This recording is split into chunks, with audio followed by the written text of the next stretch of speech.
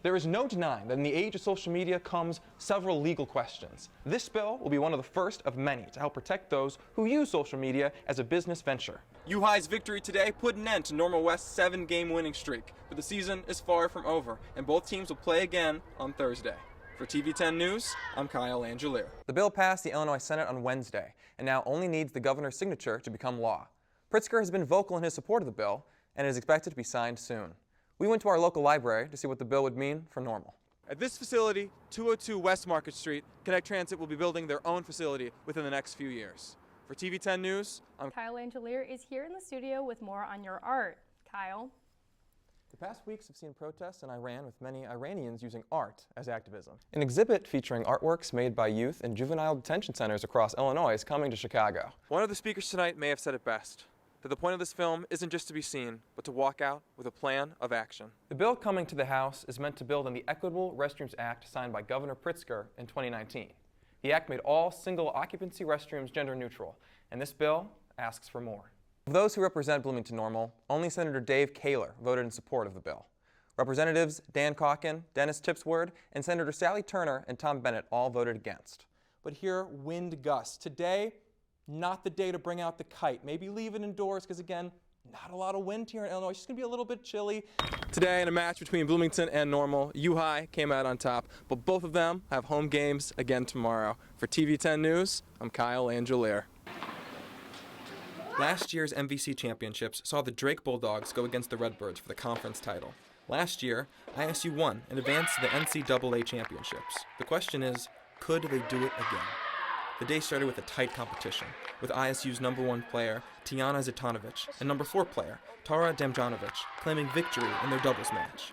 The Bulldogs narrowly beat out ISU's other two duos, and Drake went to the singles match with the advantage. Like every kind of emotion, nervous, excited, just fun, scared sometimes, so everything has been there today. Tiana won her singles match, as did two other Redbirds. The Bulldogs won 2 of their single matches, and now the fate of the championships were on the #2 match. In a day full of chatting and cheering, this match was completely silent. Nothing except the clash of the racket against the ball and the yelps of the players echoing in the arena. The Bulldogs were up, and the Birds just couldn't hold off the final win. Drake inched out ISU, and the Redbird women's tennis claimed second place in the Missouri Valley Conference. They're in the moment so much, and you hope that everything they worked on so far they can execute. But it's, there's no doubt they're in a tough position, and I think they did a fantastic job. We came up a little short, but I'm really proud. Last year, it was the Redbirds, and this year, it was the Bulldogs. But with the athleticism on display, it could have went either way. For TV 10 News, I'm Kyle Langellier. According to State Farm insurance claims, over 250 individuals suffered from dog-related injuries in Illinois just last year. This March, Ask Susie conducted a survey of dog owners and found that 23% of participants have been injured by a dog scratch and 19% have been injured by a dog bite. Normal resident Eric Swanson takes his dog Nidra out for a walk every day. One day, Swanson took Nidra on a walk through their neighborhood when they encountered an unleashed pit bull. Immediately, Swanson stepped between the two dogs and was attacked. The pit bull had latched onto my arm. And this is in the winter, through a heavy jacket, 3 layers of clothing.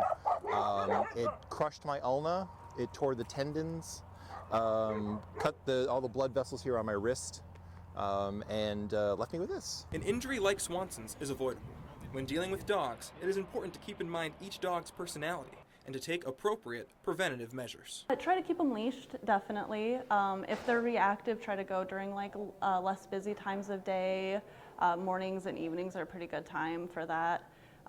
Probably if your dog is at risk or more reactive to other dogs, I would get a behavior trainer.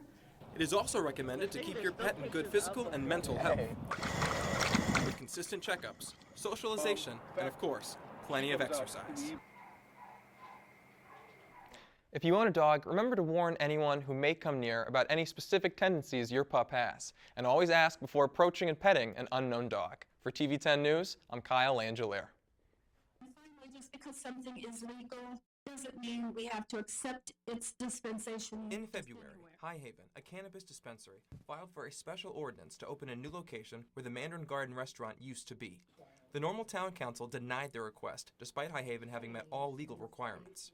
In February, the council cited potential parking and congestion issues for their denial.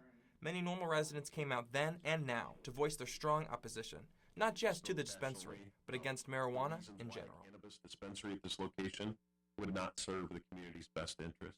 It's important to have a dialogue and to reach out to people who still have these biases and explain to them that sure, we can understand we have differences of opinion, but it's not okay to lump all people who consume cannabis into this one category where they don't have any family values, they don't have any morals, they're not ethical individuals. Promptly, High Haven submitted a second special ordinance request, this time adding more parking spaces and a plan to combat the congestion in the area. Normal residents and some council members still voiced strong opposition, but could find no legitimate reason to vote no. This time, High Haven was approved unanimously. They ticked all the boxes. They did what we asked of them. And so with that being the case, if we had not said yes, there would be reasonable grounds for them to challenge us in court.